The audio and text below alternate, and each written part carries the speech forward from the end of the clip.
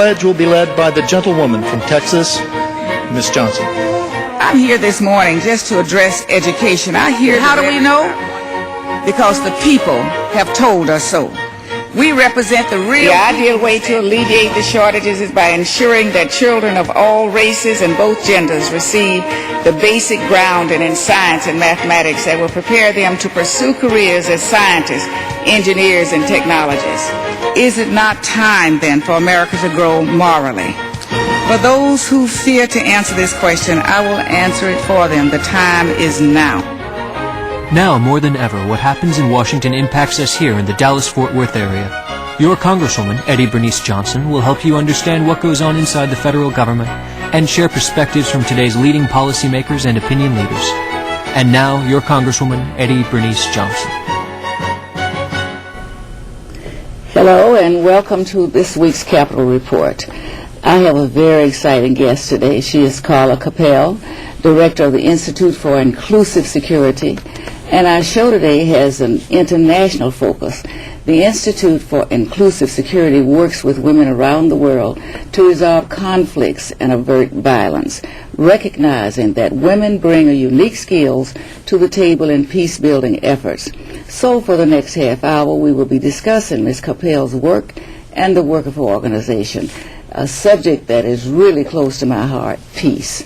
So as director of the Institute of Inclusive Security, she works with people in conflict areas like Iraq, Sudan, Uganda. She previously served as a senior advisor and interim director of the Conflict Prevention Project at the Woodrow Wilson International Center for Scholars. And prior to that, she worked at the U.S. Department of Housing and Urban Development and the U.S. Agency for International Development.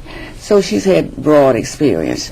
She received her master's degree from Harvard Kennedy School and her bachelor's degree from Cornell University. So I'm going to welcome you and thank you for taking time to come. Well, thank you so much for having me. Tell me a bit about what you're doing each day and some of the experiences that you've connected it to. Well, broadly, what we try to do is really change the way peace is built. Too often, peace processes only bring the belligerents, the people who have been fighting, to the table. They don't think about all the others in society who must have a voice in building peace. And so my days are really spent figuring out how to convince the people who set up negotiations and build peace to bring in other actors, particularly women. Well, it has been said that women will probably be the gender that will be the most influential in bringing peace. Is that your opinion? That's my opinion, although I'm not sure how important my opinion is. It's backed up by a lot of research. I think a part of what the Institute does is really document the ways in which women are different than men and bring different things to the conversation about peace and war. What we found is that women have a broader vision of what peace means and what security means. They look more broadly beyond the issues of power and wealth and how that's distributed to say what society needs to build satisfaction. They approach the discussion differently. They think about different issues. They're often important to greasing the wheels of a negotiation. That's what a colleague or one of the people we work with at the State Department said about women around the Uganda negotiations, for example. So they have a different set of values and perspectives and a different style and approach, and that can make a real difference. How do you work on a daily basis? How do you get in touch with the women, and how do you relate to them? We have a series of different activities. I mentioned already we do this research, and so we work quite closely with women on the ground, finding out what they're doing and how they're approaching that and documenting that. We also have an extensive network of women peace builders, over 800 women around the world who are really trying to recreate peace and stability in conflict areas, many of which have been torn for generations by violence. We also work with other organizations that are about peace building. So organizations like Crisis Group, like the Karuna Center for Peace, organizations that are really looking for solutions and creative ideas. We try to help them bring our mission into their work. We do a lot of advocacy, so we come to see congresswomen like you and congressmen and convince them that it's really important to change the way we build peace. We do the same with the United Nations and with NATO. And so that advocacy, those partnerships, that network, and that research all all combine with our work on training to enable women to be more effective peace builders, and we hope that that will help us reach a tipping point one day. This is all in a network with Women Wagering Peace. How many organizations are involved? Well, I would say many of our network, as I said, is about 800 women. And in fact, historically, we started with our network. So we started with our women. Most of those lead organizations.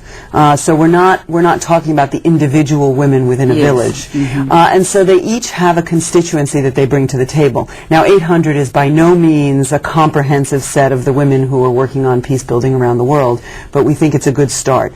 We then work with a lot of organizations in Washington, D.C., and in Europe, organizations like the Center for Democratic Control of the Armed Forces, Refugees International, good organizations that are working towards common cause to marry our mission with them. So I would say that this is a movement involving many hundreds of organizations. Well, I think sometimes that the Women Wagering Peace is much better known outside the country than in the country. Because it has been a very effective network and a very effective organization. I think the two women, I believe, that are heads of countries now had been in this program, and so they have really learned a lot of leadership skills. Well, thank you so much. That's a wonderful compliment coming from you. I can certainly speak to Ellen Johnson Sirleaf, the first democratically elected woman leader of Liberia. She's been a member of our network since 1999 when we were created. And it's wonderful to see the job that she's doing in rebuilding a war-torn society. I think she's made important strides forward in what is an incredibly difficult task. And we've been really honored to have been asked by her to help come in and seed the next generation of leaders, and to help her build a cadre of women leaders that can move the country forward for the long term.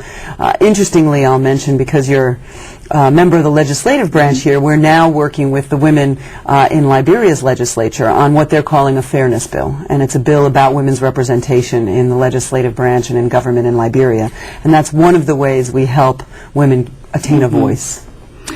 That is great. As a matter of fact, it was a picture on the cover of Newsweek back in 2001.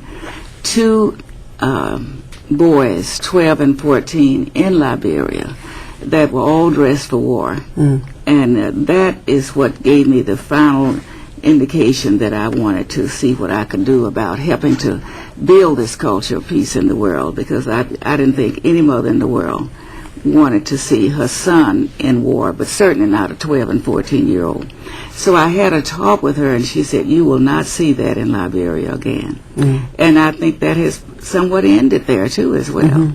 So I know that she's very committed. What countries now have you? I know you've got 800 women, 800 leaders around the world, and that means a lot more women are involved.